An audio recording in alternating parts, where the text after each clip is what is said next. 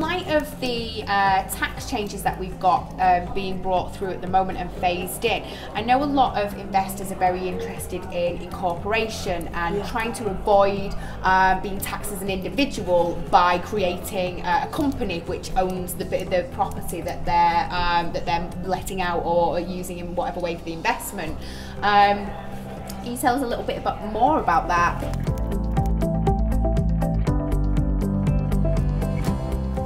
So it's tax again. It is a way, especially if you're a higher rate taxpayer. As I was talking about before, the tax that you would pay on your income from rental property is added to any other income that you get. So if you've got other business interests or you're employed, and adding that income to your other earnings would push you into being a higher rate taxpayer. Because you now can't claim tax relief at that higher rate, more and more people are looking to the idea of incorporation, as you say, and owning the property as a company. The difference that it means basically is that the profit the company makes, i.e. the excess rent that is there, is charged under under corporation tax, which is less than the 40% higher rate tax that you would pay if that income was accredited to you as an individual. I see.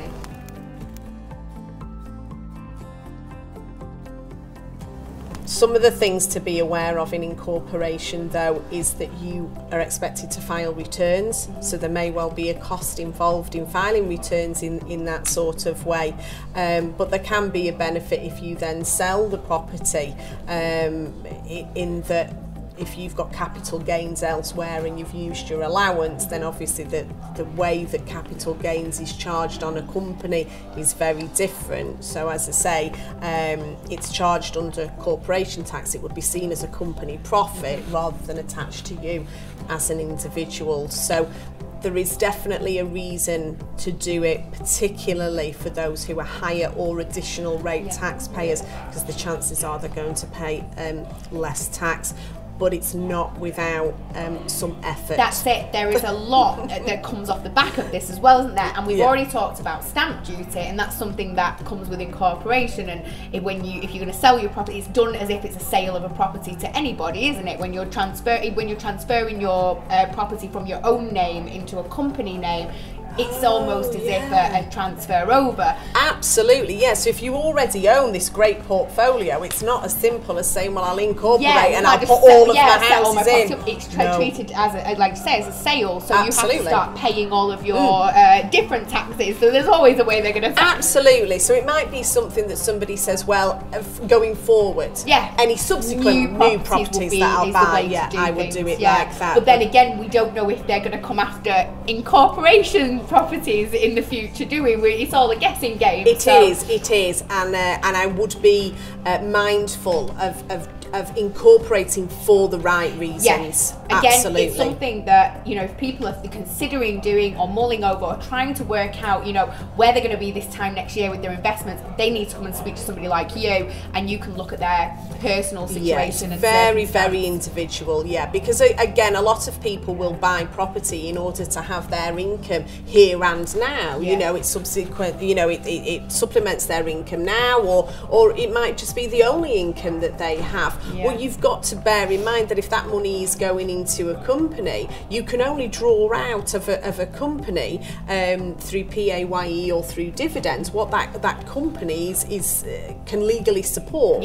You certainly can't draw out every single penny. So again, it comes down to individual circumstances and what is the right thing. So yes, there is a lot of talk about buying property with a company, and I think sometimes it might be seen as the new thing to do, and for some people it'll be absolutely the right thing to do, but for other people it could cause them more headaches than it's actually worth. That's really a really important point to make, and I'm really glad you've made that, because I've seen obviously I go around on the property scene a lot, and I meet lots of different people who are investing in different ways, and this is a big buzz term at the moment. And I think for a period of time, a lot of people were thinking, oh, we'll be fine, I'll just put my properties into a company and everything will be fine. And then they're thinking, oh well, actually then I have to sell them and pay the capital gains tax anyway, and the stamp duty. And so it's becoming like a minefield. Like we say, this is a different landscape to 5 or 10 years ago of investment, and becoming more and more important than ever to connect with experts and specialists who can help guide you, particularly in a financial or a legal sense.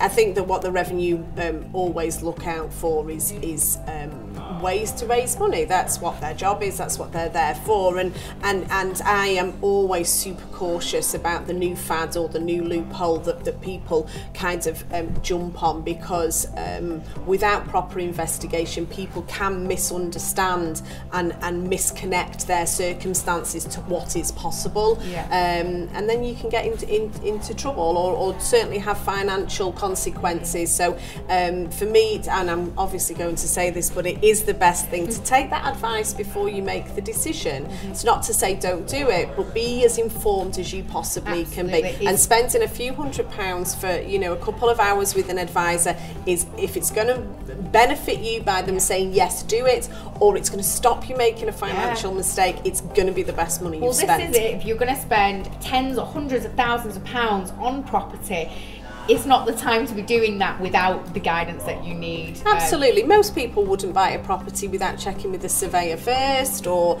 you know, having investigations done on the condition of the roof, etc. So you know, go and get your financial situation checked out as well. It's the bones of everything, and if that part doesn't work, then nothing else is going to work. So it makes total sense, and I think it's great advice to do that. I hope everybody watching does exactly that. Thank you for watching this video. If you like this content and you'd like to join our free online property training course, we've got a link for it on this page.